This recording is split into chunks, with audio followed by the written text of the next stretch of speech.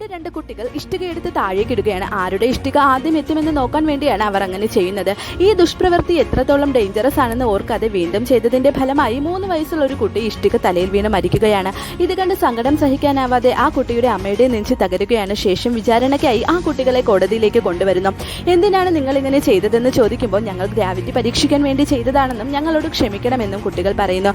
ഇത് കേട്ട ജഡ്ജി അപ്രതീക്ഷിതമായി കുട്ടികളോട് മറ്റു ചോദ്യങ്ങളൊന്നും ചോദിക്കാതെ ഇവർ തന്ന വിശദീകരണം ധാരാളമാണെന്നും ഇവർ വെറും കുട്ടികളാണെന്നും പറഞ്ഞ് കോടതിയിൽ നിന്നും വെറുതെ വിടുകയാണ്. കുട്ടികൾ ചെയ്ത തെറ്റിന് മാതൃകാപരമായി ശിക്ഷ ലഭിക്കാത്തത് കണ്ട് മരിച്ച കുട്ടിയുടെ അമ്മ ഷോക്കായി നിൽക്കുകയാണ്. മാത്രവുമല്ല ആ 2 കുട്ടികൾക്കും കുറ്റബോധം തോന്നാതെ ആ മരിച്ച കുട്ടിയുടെ അമ്മയുടെ മുഖത്ത് നോക്കി പുച്ഛിച്ച് ചിരിച്ചുകൊണ്ട് നടന്നു പോകുന്നു. ഇത് കണ്ട് പാവം ആ മരിച്ച കുട്ടിയുടെ അമ്മയുടെ മനസ്സ് വീണ്ടും തകരുകയാണ്. അങ്ങനെ ആ അമ്മ ഒരു ശബ്ദം ചെയ്യുകയാണ്, എന്ത് വില കൊടുത്തും തെറ്റ് ചെയ്ത കുട്ടികൾക്ക് അർഹമായ ശിക്ഷ കൊടുക്കാൻ വേണ്ടി ഒരു ജുവനൈൽ ജഡ്ജ് ആവുമെന്ന്. അങ്ങനെ 10 വർഷങ്ങൾക്ക് ശേഷം കഠിനാധ്വാനം കൊണ്ട് അവൾ ജഡ്ജ് ആവുകയാണ്.